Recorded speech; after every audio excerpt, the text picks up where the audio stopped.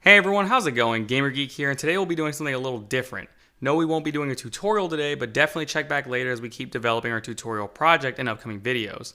Right now though, I'm bringing you guys the first episode of my new series, Gamer Rants, where I'll be talking to you guys all about the latest news in the gaming world, from my own perspective. I'll be breaking down the latest gaming news stories and talking to you guys about the good, bad, and the ugly of the world of gaming. Today we'll be covering the recently revealed Xbox Series S, and this is a topic I feel pretty strongly about. In this video, we'll be going over what the Xbox Series S is, how it fits into the console war, and whether or not it will work in the gaming market.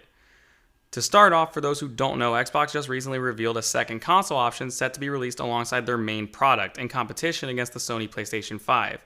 As it stands right now, both Sony and Microsoft have two individual console options coming to market this holiday season, but with widely different strategies in their marketing.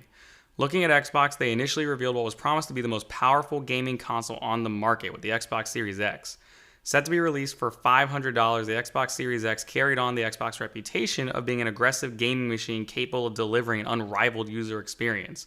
With a custom CPU and graphics card, internal 1TB SSD, and a 16GB GDDR6 memory, this console comes packing and ready to deliver some solid gameplay. Now look, regardless of which side you prefer of the console war, be it Sony or Microsoft, I think we can all appreciate quality hardware when we see it. The Xbox Series X comes in with the capability of an upper mid-range gaming PC, which is honestly pretty cool in my opinion. The console itself even resembles a gaming PC tower. So as console gaming seems to be inching closer and closer to what resembles PC gaming quality, why is it that Microsoft seems to be taking a step backward with the Xbox Series S? Why is it a step backward, I can hear you wondering. Let me explain. The Xbox Series S is set to be released as essentially the discounted model. It promises to keep up with the Xbox Series X, but at nearly half the price. That initially seems like a good thing, offering a cheaper alternative to obtain more of the market share for next-gen consoles, but is it actually able to keep up with the Xbox Series X, or even with the PlayStation 5 for that matter?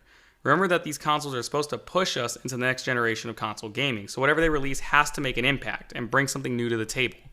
Unfortunately, the Xbox Series S doesn't. It clocks in dramatically lower than the Xbox Series X, coming in at roughly 1/3 the graphic power. This hardly seems like it's able to keep up, as Microsoft would have us believe. To really drive this point home though, the Xbox Series S doesn't even keep up with its predecessor, the Xbox One X, in terms of graphics. The reveal trailer emphasizes that the Xbox Series S will bring next-gen performance, but from what we see so far, it barely brings last-gen performance. The next point isn't the biggest problem for the console, but we have to mention storage. Both the Xbox Series X and the Series S come with internal SSDs, but the Xbox Series S has about half the storage. Not a huge deal on its own, but remember that the Xbox Series S won't come with a disc slot. No Blu-rays, DVDs, and also no physical discs, meaning the Xbox Series S will have to store all game data internally, and with games sometimes peaking at over 200 gigabytes of data, you better be ready to invest in expandable storage because you're going to need it.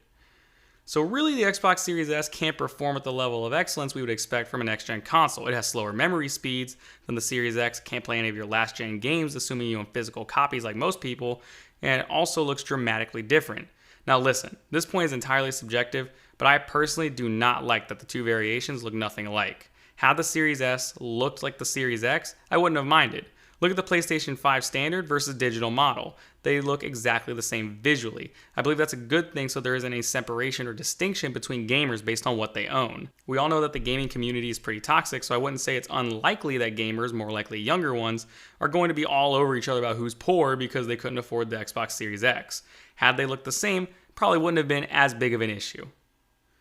So we've discussed the flaws of the Xbox Series S, and I've explained several reasons why I think the console is a bad idea, but how does it fit into the console wars? Well, like I mentioned earlier, Microsoft is trying to corner more of the market for next-gen gaming. If they release the high-end Xbox Series S and the low-end Xbox Series S, they stand to make more money because they can appeal to a wider audience, right? Not exactly. See, the people who can't afford or don't want to buy the Xbox Series X can just stick to their last-gen Xbox One X because Microsoft apparently decided it was a bright idea to make Xbox Series X games playable for the One X. So what's the incentive to buy next-gen consoles? Sure, the Xbox Series X can deliver better than theater quality video, 4K graphics, and is a beast of a console, but what about this Series S? Unless I'm buying the king of next-gen gaming with the Xbox Series X, there's no point in me buying into the next generation of Xbox because I can play my last-gen games and my next-gen games with better quality on the console I already own. Not to mention, if I own a gaming PC, the Series S doesn't stand a chance in hell in comparison when you realize that the same games are available on PC with the Xbox Game Pass.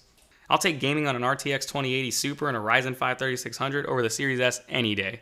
So do I believe the Xbox Series S will work in the gaming market, and will it see some success come this holiday season? Yeah, probably will. Xbox has a committed fan base, and people will probably buy the Series S just to say they have the next-gen console. So yeah, Microsoft's probably going to see a return on their money with this one. Will it have a long lifespan, though?